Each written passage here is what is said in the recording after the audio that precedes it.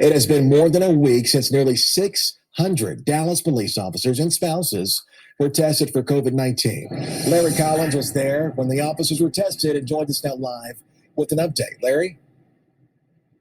Yeah, good morning, Evan. We know those officers and their family members have received their results. We also know that dozens of Dallas police officers are either out because of COVID-19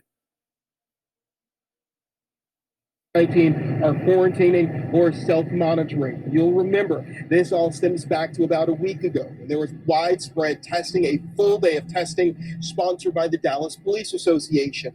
There were concerns for officers, especially those who worked at protests with large crowds. Because these are medical records, the union directed us to the department for a snapshot of how many officers have taken leave for COVID-19 since the testing. Now, the week of the testing, the latest release numbers showed 40 officers and 10 civilians had tested positive. The new numbers show that 83 officers have now tested positive. It's an increase of nearly 45 officers. 92 currently quarantined or self-monitoring. 23 of those who were positive have returned to work since this whole pandemic started. 2 have been hospitalized but since released. 226 have quarantined at some point and returned to work. We, of course, have no way of knowing how many of their spouses have tested positive for COVID-19, but you must keep in mind, because of the nature of this job, the union says it realizes these mass testings may have to happen again.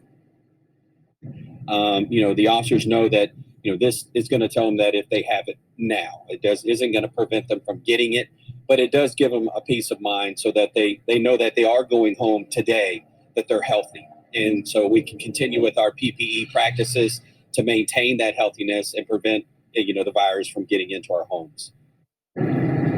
Of course, this is an ongoing situation. It may call for ongoing testing. No word from the union when or if they plan to do another day of mass testing. Live this morning in Dallas, Larry Collins, NBC5. Ladies and gentlemen, we know these things are happening, but they're making damn sure they keep this out of the news.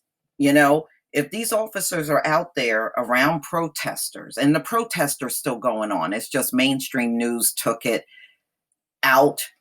And they're not really talking about it, but the protests are still going on. And you got to understand, the mainstream news in America is very pro-cop. And the march is about defunding the police and police reforms. And, so they're not interested in that. And just notice how obvious that is. It's like all in your face with this stuff. But I knew all along that these cops had to be positive. Any police department that are out there with the protesters, they gotta have COVID. There is no way they don't. And America in the news, this is why you really have to go outside of this country to get good information. The foreign news is way better than news given here in America. They give you more detail. I like how they will interview people. The interviews are way better on foreign news than they are on American news. America only wants to hear certain things. If it's things they don't want to hear, they got a problem with it and they go to whining because they can't handle nothing. Where foreign news, they even let their people speak during an interview with less interruptions than what you see here in America.